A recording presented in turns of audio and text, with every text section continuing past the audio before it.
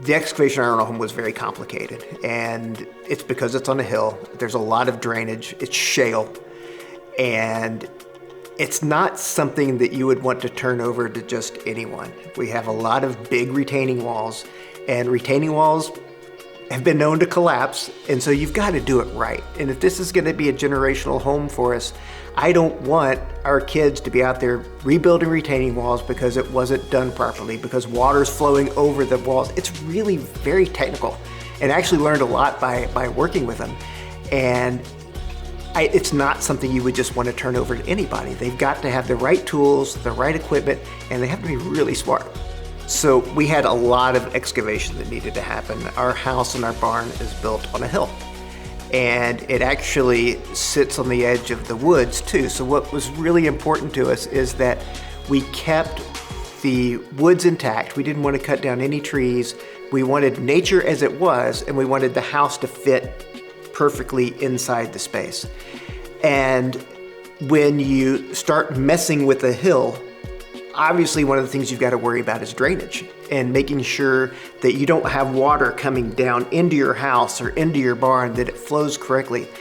And so the amount of engineering that took place to get this house anchored in shale, the footers, everything that they did, it was a technological marvel. They had the bulldozers that had GPS on it. They told me that they could get the blade to something like an inch just by using GPS. The amount of technology was incredible. When the house was done, the way they prepped the lot to make sure all of the water drained perfectly to where it was supposed to go, away from the house. They put slight little rises in the hill to where it would channel it out. They dug a pipe underneath the driveway so it wouldn't wash the driveway away. It would flow underneath on the way to the creek down at the bottom of the woods.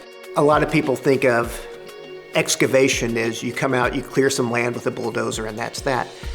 We had a team come out that stood with me on the property and went through every detail. Is here's how we need the water to flow. Here's how we need drainage to occur. We need to put this rise here and dig this trench here to make sure it all worked. It's not just a bulldozer taking a swipe out of a hill. It really is super technical. The excavation team was just a pleasure to deal with, just like every other team on the Shrock team. They really took pride in what they were doing. They wanted to make sure that at the end of the day, you were happy with what they've done. They made sure that, for instance, we have some yard spaces, we have some places where we want to put some trees. In fact, we want to put a garden out behind our barn.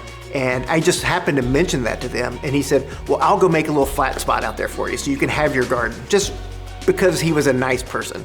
And that's the kind of thing that when you're dealing with people and you're dealing with people that are building your home, that's the attitude that you want. And they had that. We're so glad that we had Shrock do all the excavation for us, just because it was very complicated. They did it right. We have grass growing now. You can see it come up. You know that we're not having any erosion. It was done perfectly. And I'm so glad we had them do it.